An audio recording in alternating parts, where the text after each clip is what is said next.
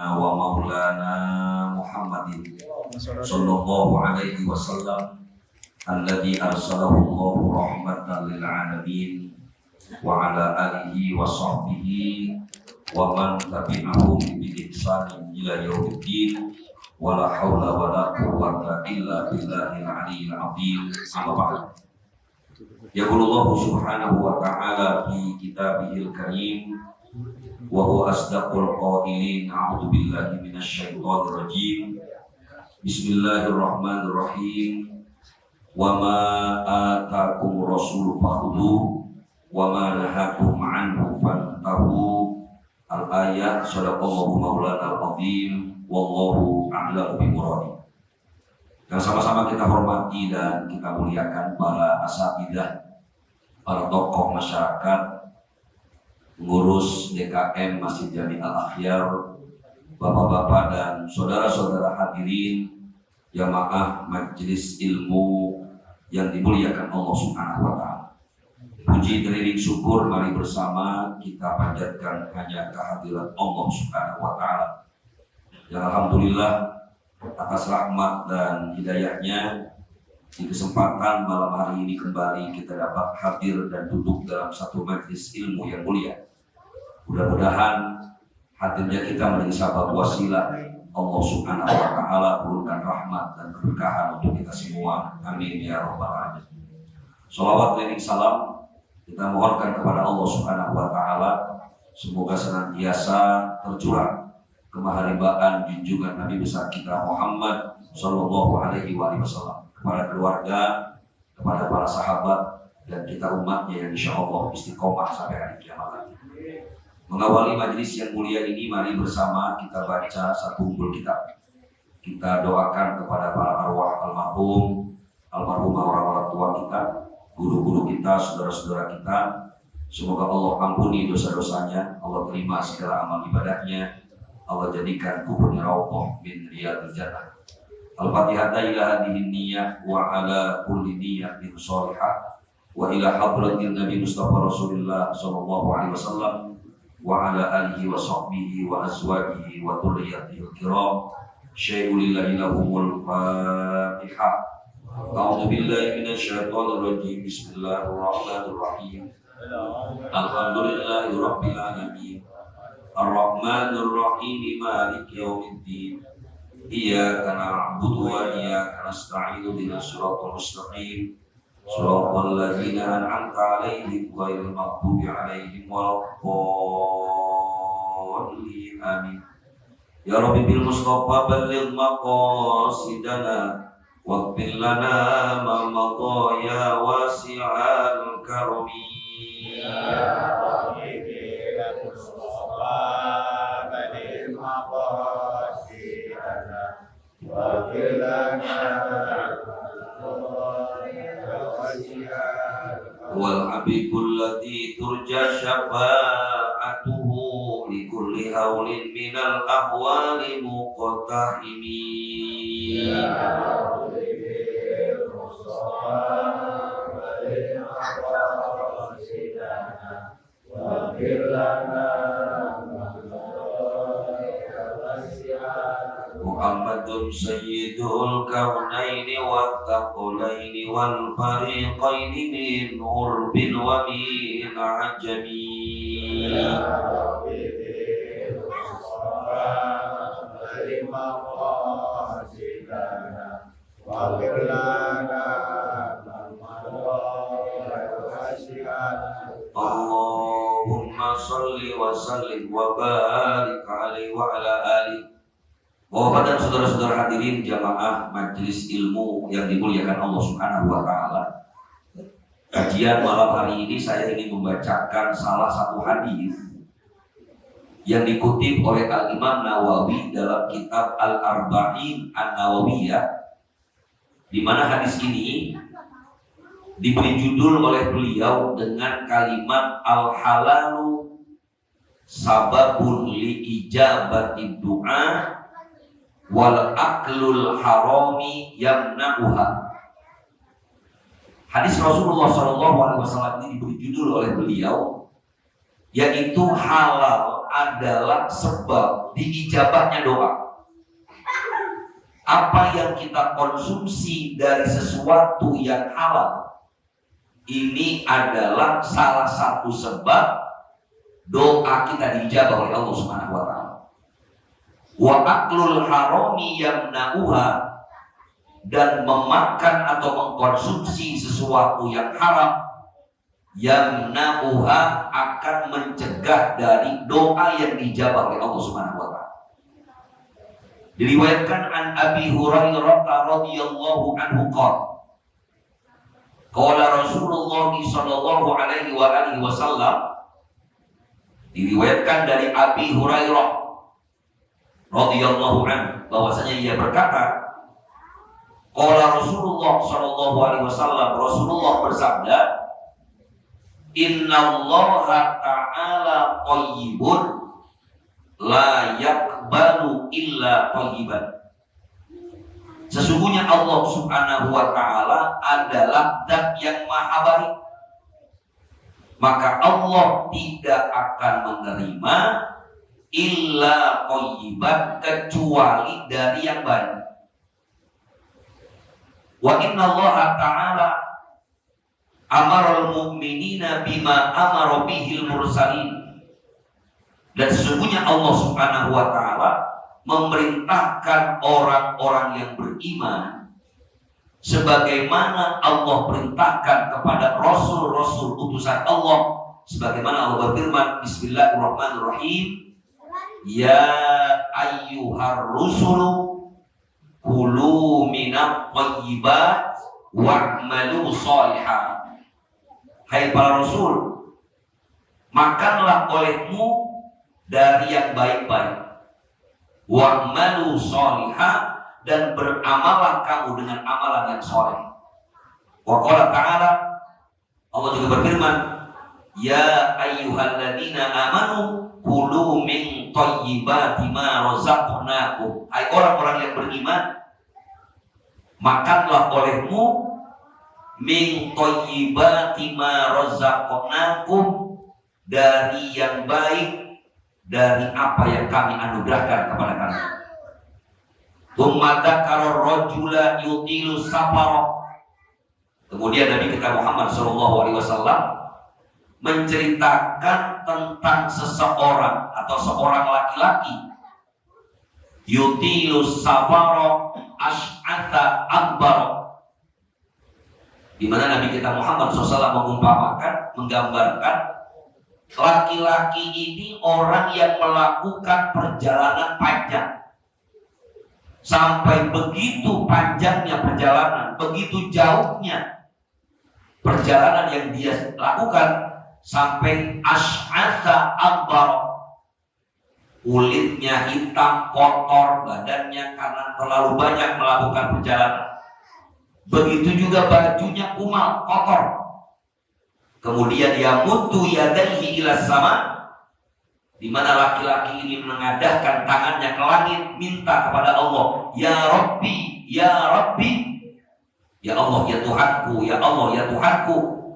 Wa mat'amuhu haramun wa mashrabuhu haramun wa malbasuhu haramun wa ghudhiya bil harami fa anna yustajabu lahu. Rawahu Muslim atau kama qala Nabi sallallahu alaihi wasallam. Apa kemudian? Sayangnya kata Nabi, laki-laki ini yang udah capek tadi berdoa kepada Allah, minta kepada Allah, ironisnya makanannya haram, minumannya yang dikonsumsi juga dari yang haram, pakaiannya juga dari yang diharamkan Allah.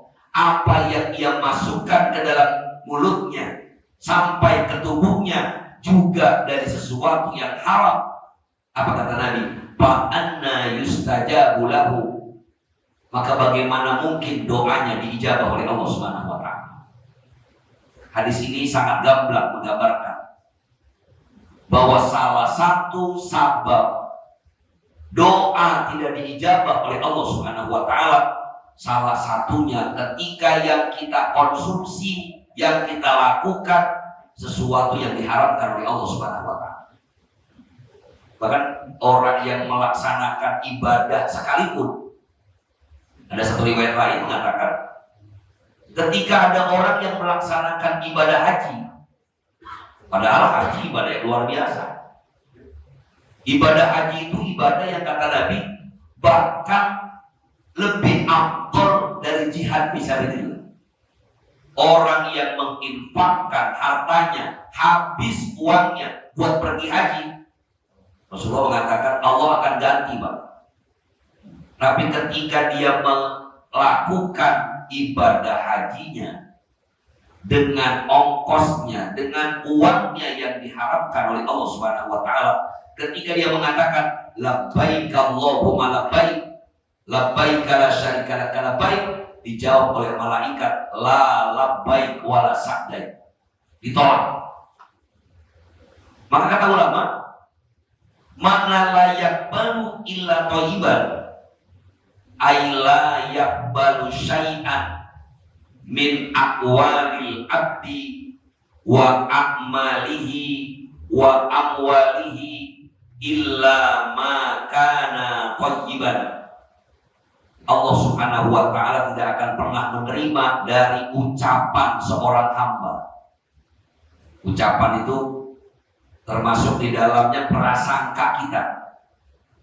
Kalau prasangka kita kepada Allah prasangka buruk, maka Allah tidak akan terima. Walaupun kadang-kadang kita suka ketika dalam kondisi susah, kita kan sering bilang ngomong di lisan kita, ya Allah, kok tega amat sih. Ada nggak sifat Allah maha tega, Pak? Cuman nggak sadar kita bilang apa? Ya Allah tega amat sih. Kenapa nggak begini sih? Kenapa jadi begitu sih? Selalu begitu. Padahal Allah Subhanahu wa taala punya sifat Rahman dan Rahim. Allah yang maha pengasih, Allah yang maha penyayang. Gak ada tuh dalam sifat atau nama Allah yang maha tega, gak mungkin, Pak. Apalagi orang mukmin. Kalaupun ada perkara, ada sesuatu yang tidak mengenakan bagi diri seorang mukmin, kemungkinannya cuma dua. Kemungkinan pertama, mungkin Allah sedang menghapus dosa-dosa kita. Yang kedua, Allah akan meninggikan derajat kita. Cuma kan kita jarang sabarnya, Pak. Bawaannya nih baru begini aja, ya Allah.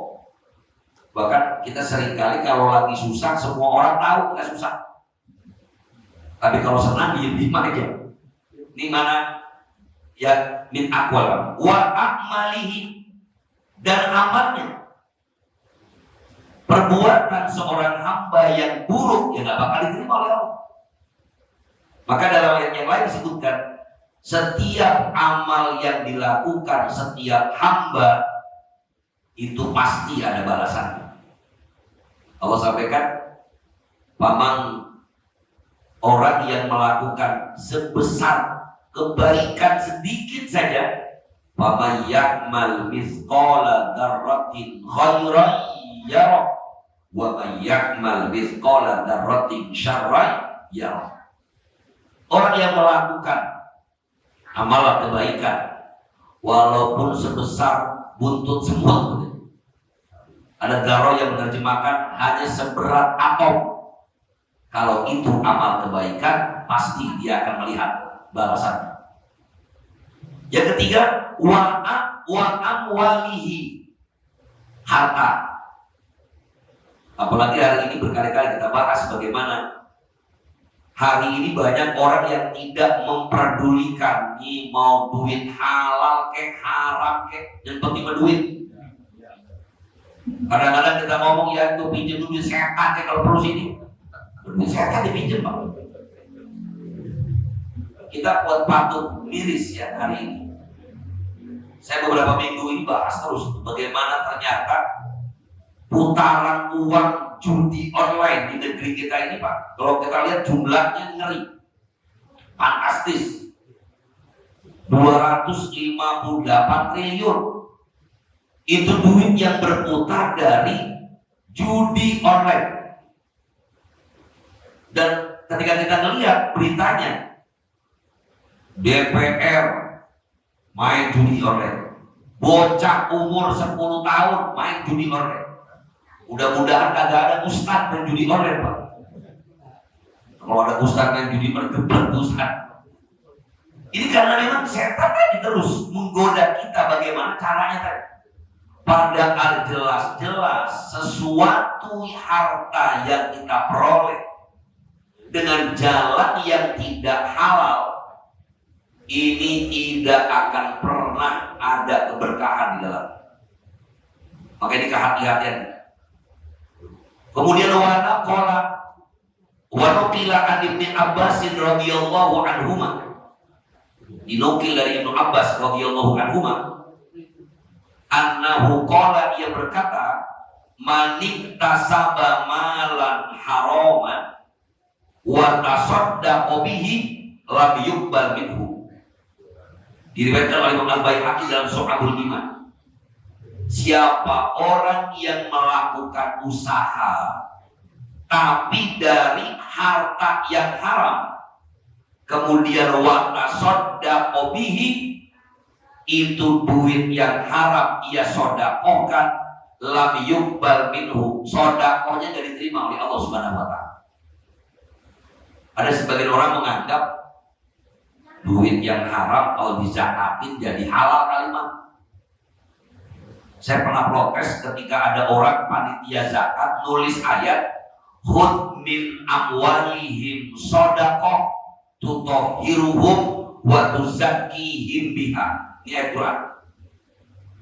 Ambillah dari harta mereka zakatnya, tutahhiruhum wa tuzakkihim biha, yang mana zakat itu akan menyucikan harta mereka. Jadi kalau dipahami sepintas bahaya, Pak. Kalau kata orang Jawa nggak bahaya, Pak. Bahaya. Bayangkan kalau terjemahannya begini, ambillah dari harta mereka zakat, di mana zakat itu akan mensucikan harta mereka. Ini salah, Pak. Kenapa salah? Ayat Allah Subhanahu wa ta'ala, khudh min amwalihim shadaqah tutahhiruhum, domirnya kepada hum.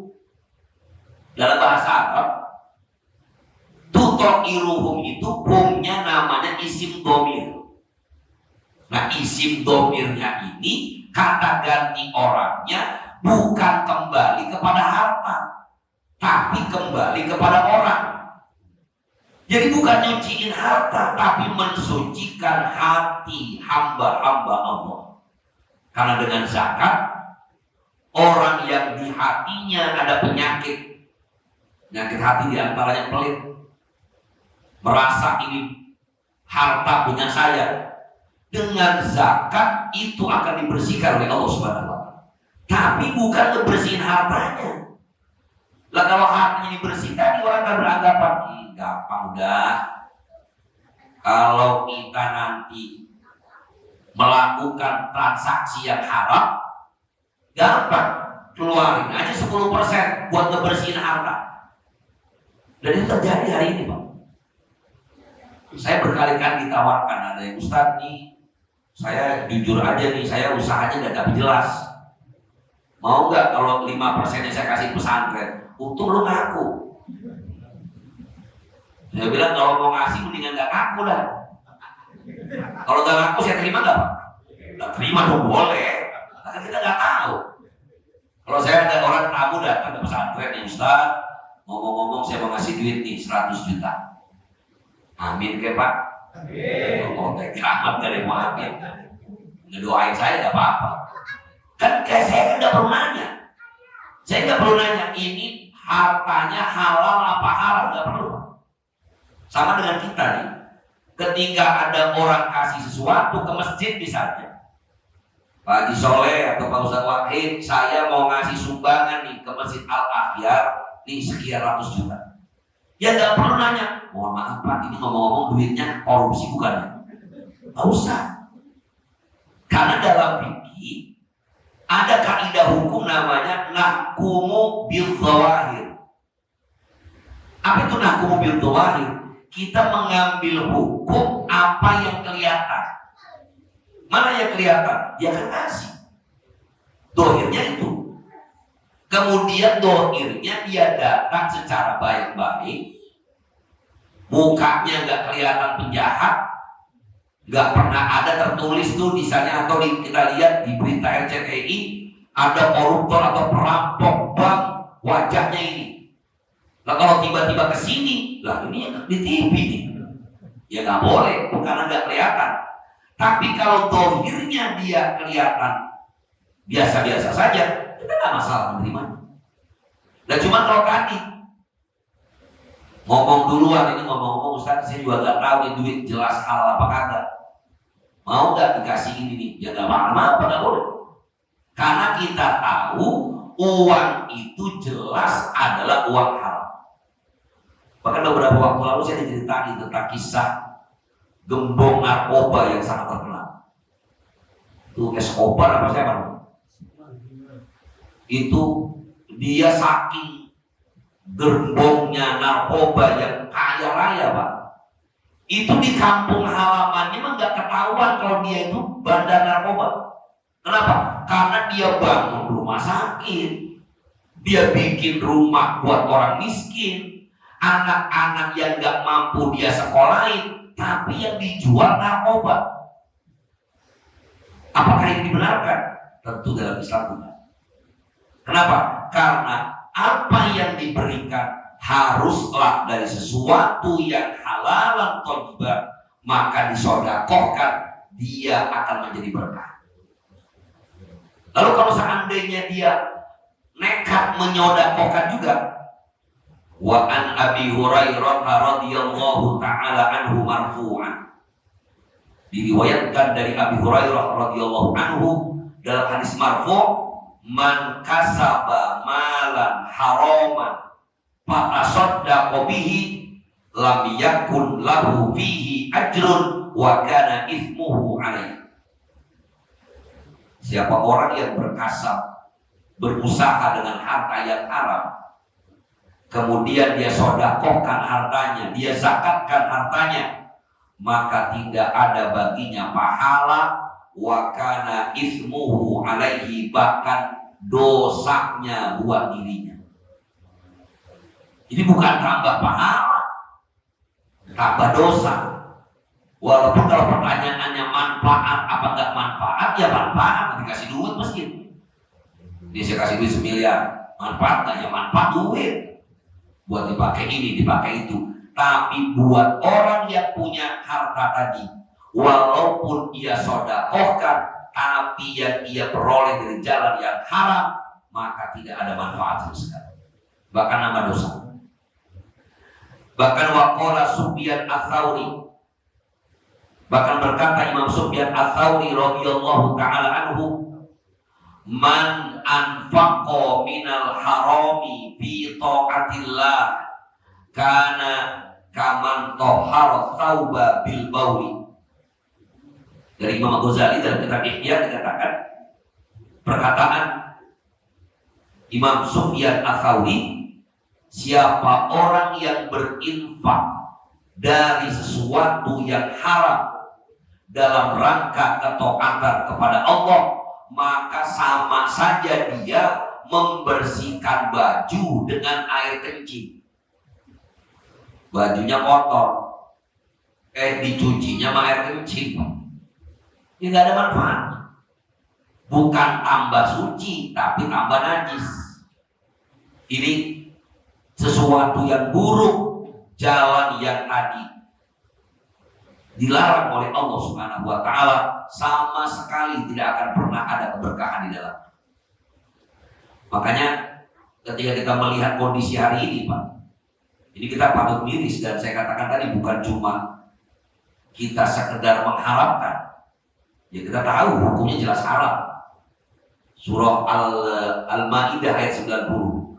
Bismillahirrahmanirrahim. Ya ayyuhalladzina amanu innamal khamru wal maisiru wal ansabu wal azlamu rijsum min amali syaitan fajtanibuhu la'allakum tuflihun.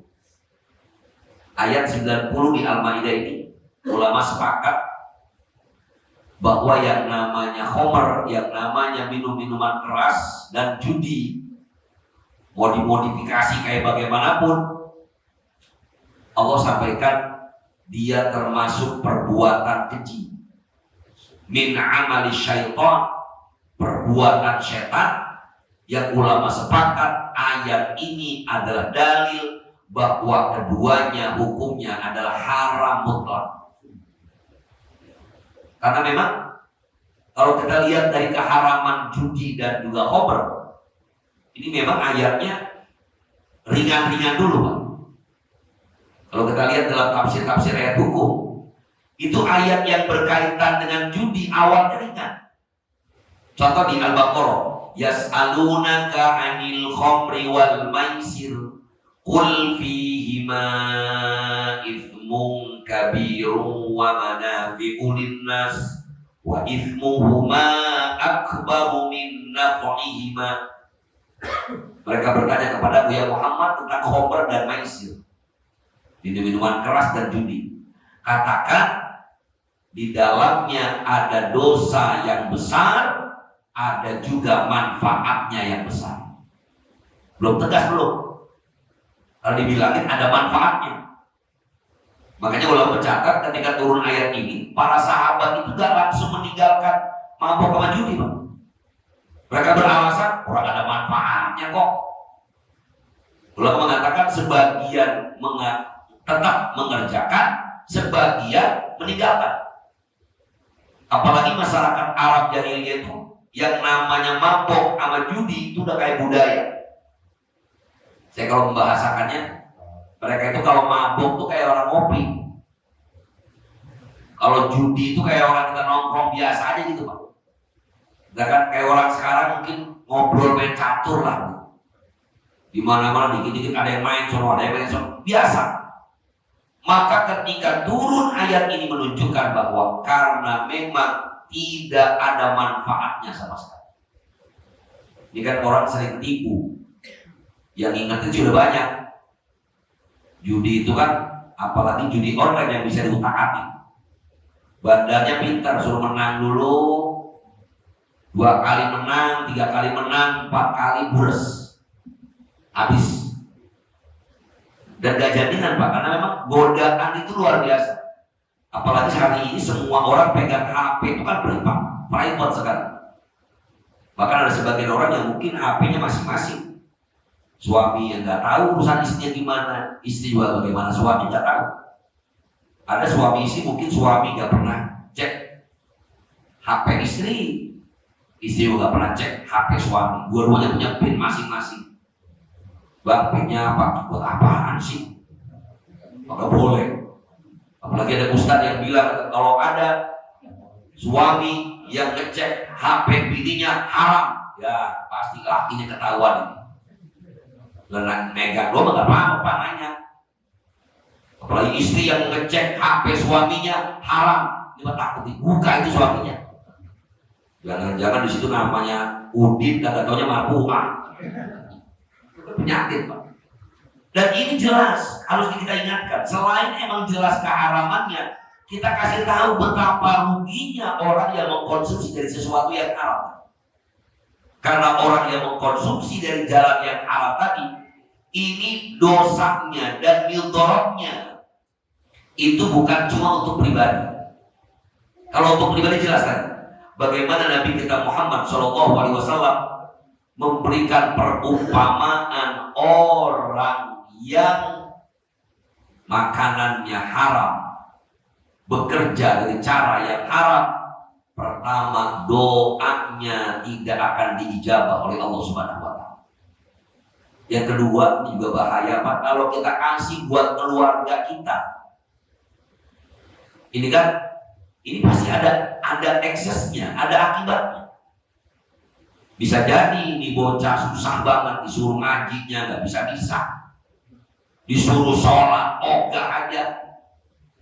Karena ketika kita memasukkan sesuatu yang haram, kemudian tumbuh sudah barang tentu darah yang mengalir adalah bercampur dengan sesuatu yang haram tadi, maka ini akan sulit untuk mendapatkan kemudahan beribadah kepada Allah Subhanahu wa taala.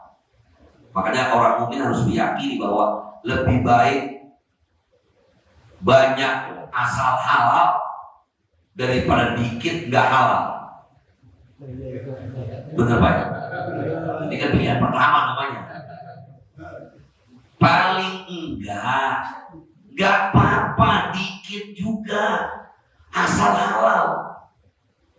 Bahkan saya diajarkan oleh guru-guru kita, ketika ada sesuatu yang memang masih syubhat itu artinya dibilang halal belum 100%, dibilang haram kayaknya belum tahu ini.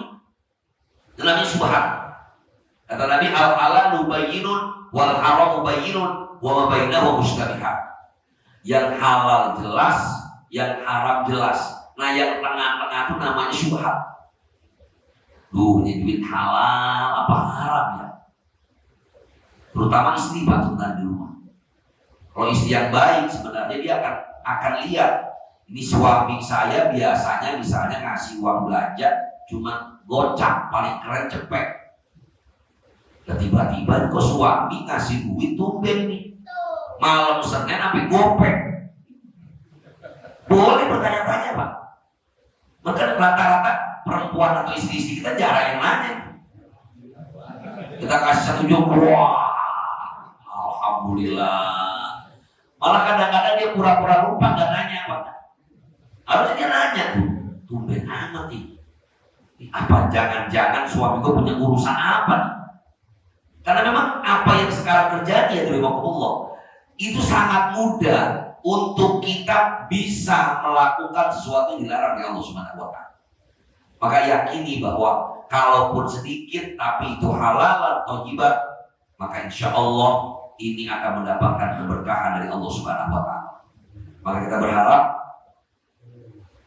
ketika kita melakukan ketat betul pada sesuatu yang diharapkan, maka mudah-mudahan Allah selamatkan kita. Karena ada satu hadis lagi yang mengatakan, wa ayyuma abdin nabata lahmuhu min sohatin fannaru awla bihi. Hadis diriwayatkan oleh Imam Tabrani. Setiap seorang hamba yang dagingnya tumbuh dari sesuatu yang dilarang oleh Allah Subhanahu wa taala, maka tempat bagi mereka tidak lain adalah api neraka. Ya. Maka lebih baik kita bersabar hanya mengkonsumsi yang halal atau thayyibah. Jangan coba-coba mulai latihan atau iseng-iseng apalagi misalnya diterangin kayak begini, di guru kok terangin judi mulu, apa sih judi online, nanya sama temen sekali-sekali nyobain 1000 dulu ini, jangan. Sebab berapa orang cerita sekali kita nyoba ini subhanallah susahnya untuk pergi dari situ.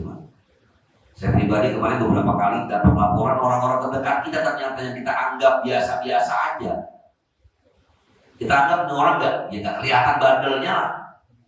Sholat biasa kok. Mulanya curiga ini orang kok setiap bulan padahal kerja. Tapi laporan sama istrinya, mana gajinya habis. Kasih gajian cuma 50.000 lah, katanya kerja. Besoknya lagi begitu lagi. Ternyata penyakitnya itu Pak. Dia berharap banyak, tapi percayalah bukan banyak yang akan dia dapatkan, tapi kebitorotan yang terus menerus. Inilah kajian hadis kita di kesempatan malam hari ini. Mudah-mudahan menjadi manfaat dan insya Allah menjadi iktibar bagi kita semua untuk lebih berhati-hati lagi. Mudah-mudahan kita minta kepada Allah Subhanahu wa taala, Allahumma arinal haqqa haqqan warzuqna ittiba'ah. Ya Allah, tunjukkan kepada kami sebuah kebenaran adalah sebuah kebenaran hakiki, dan kita minta kepada Allah mudah-mudahan Allah berikan kekuatan untuk mengikutinya. Wa arinal batila batilan warzuqna ijtinabah. Kita minta juga kepada Allah mudah-mudahan Allah perlihatkan yang batil itu adalah batil, dan Allah berikan kekuatan kepada kita untuk bisa menjauhkannya. Amin ya rabbal alamin. Hadirin jamaah majelis ilmu Masjid Al-Akhyar yang dimuliakan Allah Subhanahu wa taala, demikianlah apa yang dapat saya sampaikan.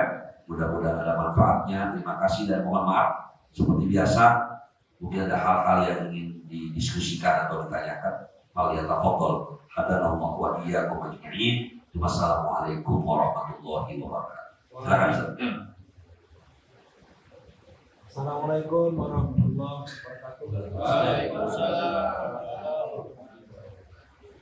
Terima kasih Pak Ustaz. Kalau menjaga diri dari mengkonsumsi yang haram, tentu kita semua menjaga ya semaksimal mungkin. Ya.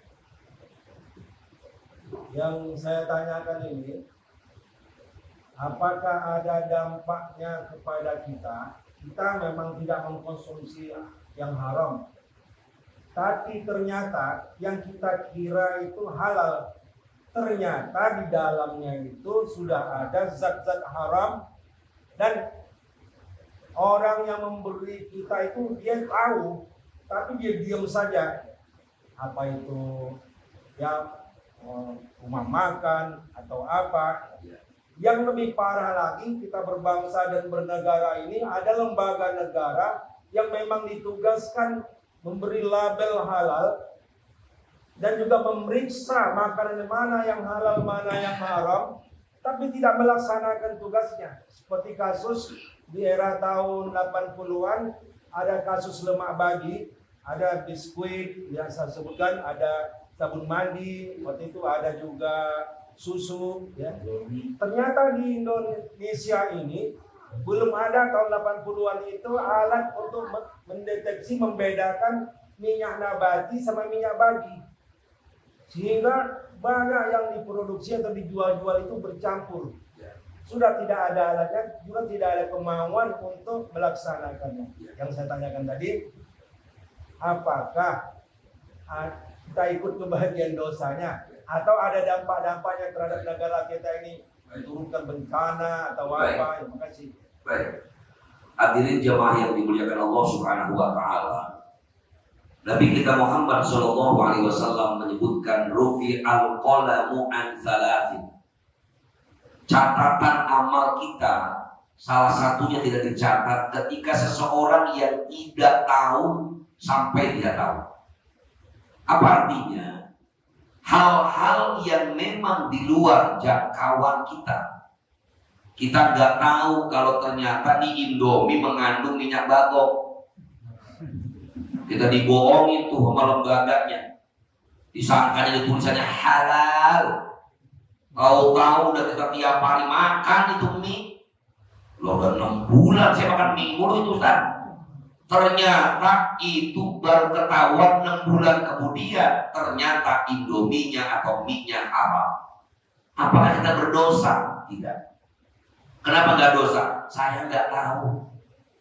Cuma bukan berarti kita diam. Kita berikhtiar. Karena kita bukan sahabat Nabi yang dijamin surga. Kalau sahabat Abu Bakar As-Siddiq radhiyallahu anhu pernah diriwayatkan, ketika dia mengkonsumsi sesuatu yang haram, itu perutnya langsung bereaksi, Pak. Wah, ini babi ini. Langsung muntah. Lah kita makan kagak. Pas enak banget ini. Kalau itu babi.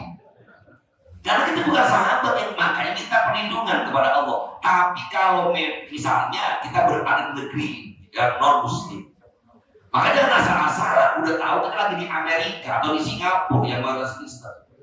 Cari dulu mana makanan atau restoran yang menjual makanan yang halal.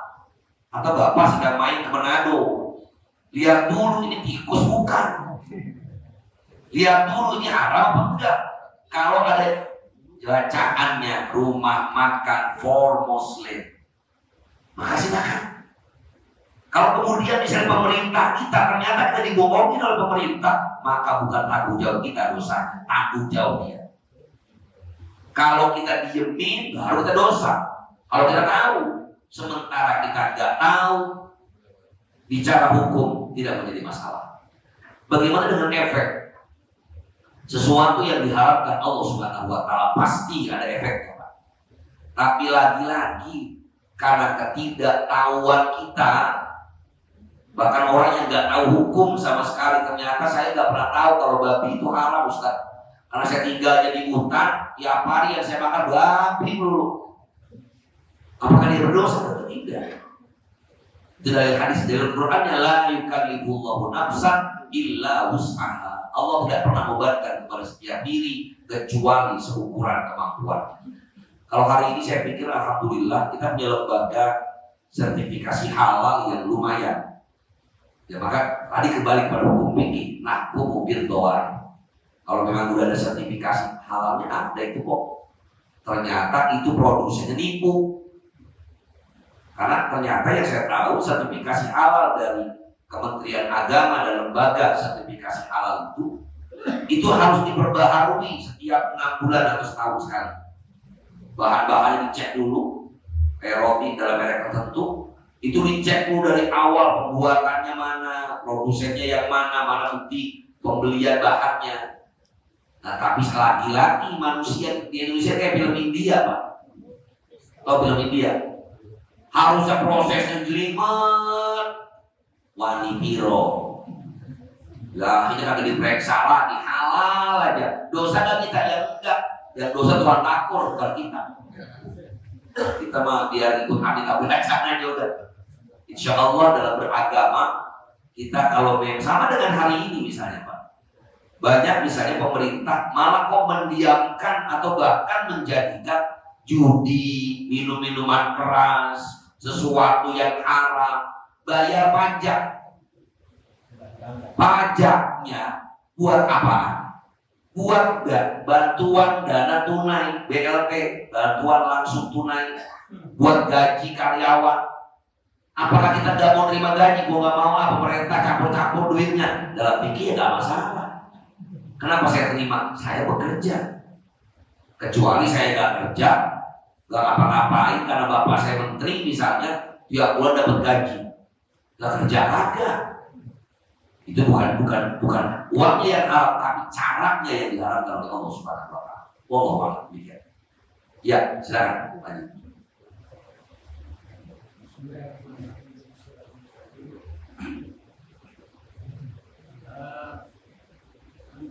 Mencermati yang Bapak sampaikan tentang tadi asal usul haram, baik yang dikonsumsi maupun yang kita pakai. Katakanlah kalau ada terjadi sesuatu dalam perjalanan itu jauh, contohkan tadi, seseorang yang katakanlah hanya membawa pakaian yang seadanya aja, satu aja yang dipakai dalam perjalanan yang cukup jauh, yang terbanyak dari kota. Dia katakanlah kita tahu bahwa baju yang dipakai itu halal, tapi najis. Dia memaksakan, saya tetap waktunya sholat ya harus sholat. Waktu sholat saya biasanya berdoa ya berdoa. Nah, hal yang semacam ini dia beribadah tepat waktu, sholat, berdoa. Yang tapi dalam tabelnya yang kita pakai tahu kalau kita najis, dalam keadaan najis. Hal yang semacam ini gimana? Ibadahnya diterima, doanya diterima, atau bagaimana? Ya, jelaskan. Terima kasih. Baik. Hadirin jamaah yang dimuliakan Allah Subhanahu wa taala. Dalam hukum Islam ada yang namanya rukhsah. Apa itu rukhsah? Keringanan, dispensasi.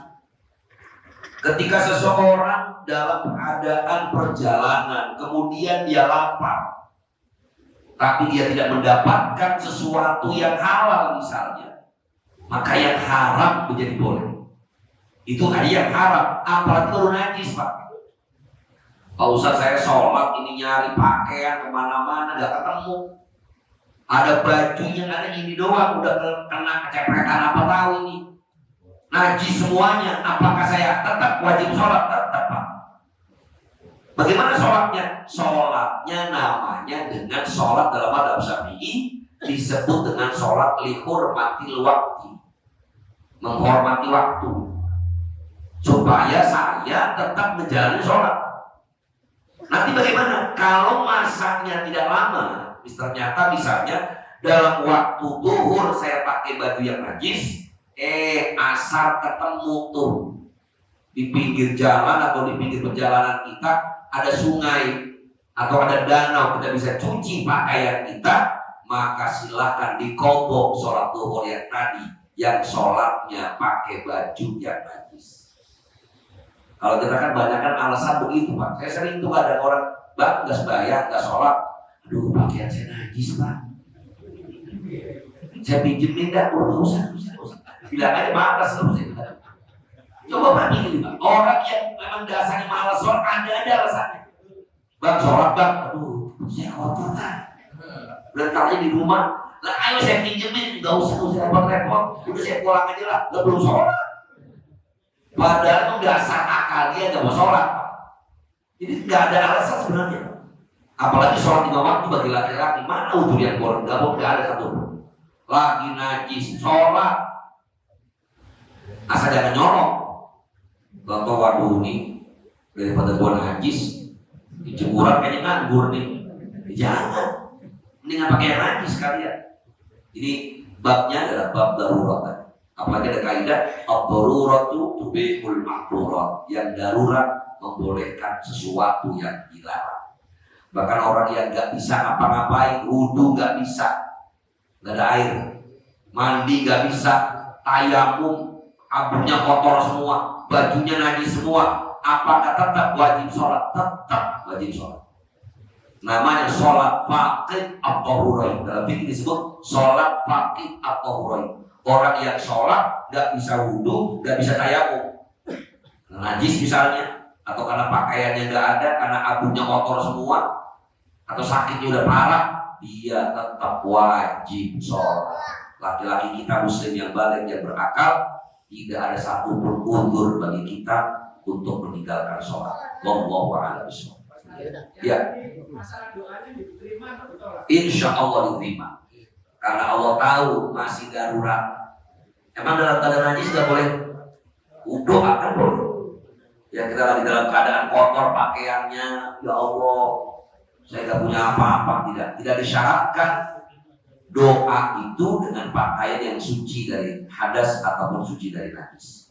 Insya Allah kalau syarat-syarat doanya terpenuhi, doa kita akan dijawab oleh Allah Subhanahu wa taala. Ya, silakan. Terima kasih. Terkait tadi kita mengkonsumsi sesuatu makanan yang haram. Ya. Kita sudah tahu kalau sekali makan itu adalah haram.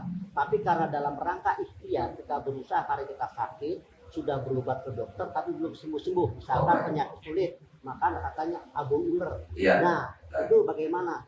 Baik. Penjelasannya. Baik. Adillahimakumullah. Tadi kaidahnya adalah ad-daruratu tubihul mahdurat.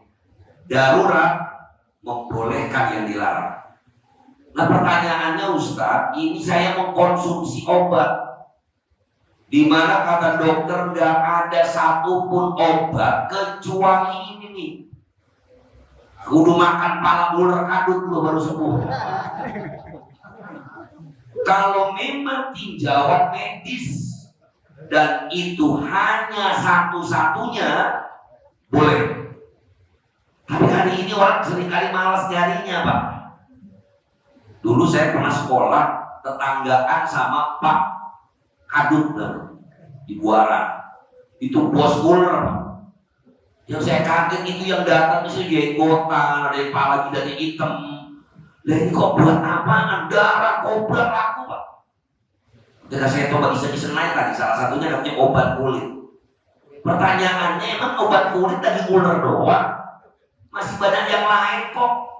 Ada salep 88, ada kelora pekor, ada daun hujanan tuh digosok-gosokin.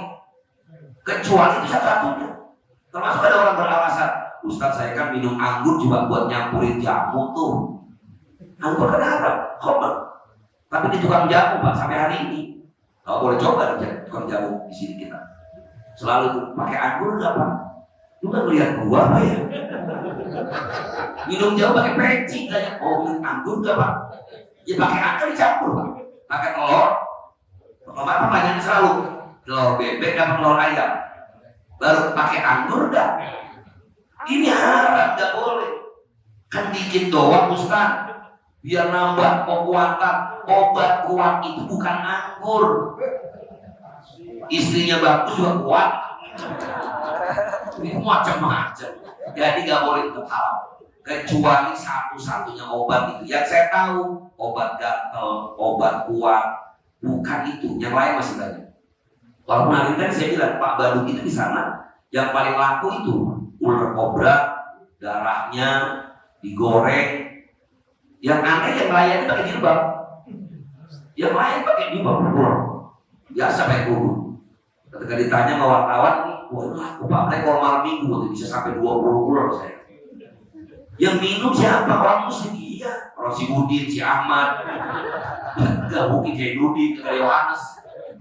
Ini kan aneh Pak. Orang lupa bahwa setiap penyakit itu ada obatnya dan Allah akan turunkan obat pasti dari sesuatu yang halal. Ya, jadi kecuali kasus terakhir suntik meningitis. Dalam kasus suntik meningitis terakhir dilaporkan ternyata orang yang disuntik meningitis buat persiapan umroh atau haji terduga menggunakan sesuatu dari tulang sumsumnya babi. Tapi karena memang sampai hari ini belum ditemukan alternatif yang lain kecuali dari sumsum babi, maka berlaku hukum darurat. Kalau Bapak nggak percaya boleh ngobrol sama dokter. Itu banyak dokter yang cerita ke saya bahwa ada beberapa obat Pak Ustadz yang memang kita nggak bisa kalau dari yang lain. Cangkangnya misalnya, atau kadang-kadang ada harus bahannya dari itu.